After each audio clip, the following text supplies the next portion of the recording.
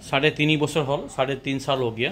हाँ, कोई भी दवाई, एक भी दवाई यूज़ नहीं किया बिना दवाई से।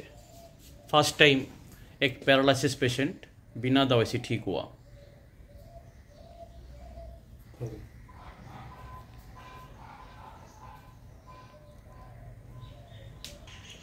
First time paralysis patient without medicine, कोनो मेडिसिन व्यवहार नहोवाके ভাল হল। এটা কেনেকৈ লাগিছে আপোনাৰ? এটা খোজ কাটিছে, কিবা প্ৰব্লেম হয় নেকি আপোনাৰ? মূৰটো ঘূৰাই থাকে, অকল মূৰটো ঘূৰাই থাকে আৰু বাকী খোৱা লোৱা এক্সাৰচাইজ বিলাক কৰি আছে। এতিয়া দাদা আপুনি কওক, এতিয়া কি লাগিছে? 4.5 বছৰ হ'ল ঔষধ নোহোৱাকৈ পেচেণ্ট ভাল হ'ল।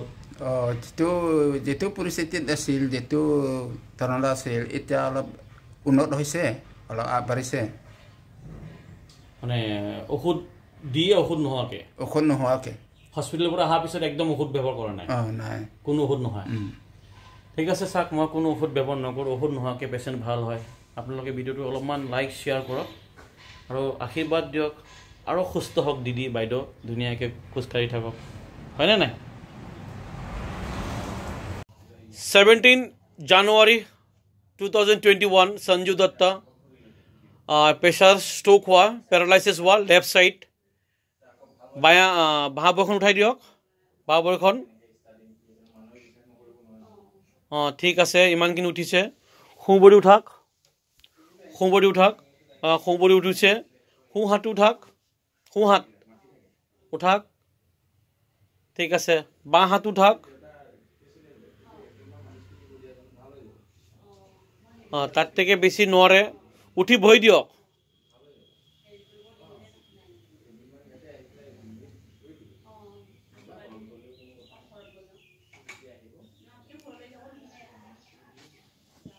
হ'ব নালাগে, নালাগে, জোৰ নকৰিব, জোৰ নকৰিব, জোৰ কৰিব নালাগে, জোৰ কৰিব নালাগে, উঠি বহিব নোৱাৰে। ঠিক আছে, আপুনি এটা হস্পিটেলত কিমান দিন ৰাখিলে? 9 দিন না? তো হস্পিটেলত লৈ গৈছিলে, খোজকাঢ়ি লৈ গৈছিলে নেকি? নাই, নাই, এই দাঙি লৈ গৈছোঁ। দাঙি লৈ গৈছে। অহাৰ সময়তো কোলাত লৈ আহিলে, কোলাত লৈ আহিছে নহয়? 9 দিন থাকিলে না? তো ঠিক আছে, আজি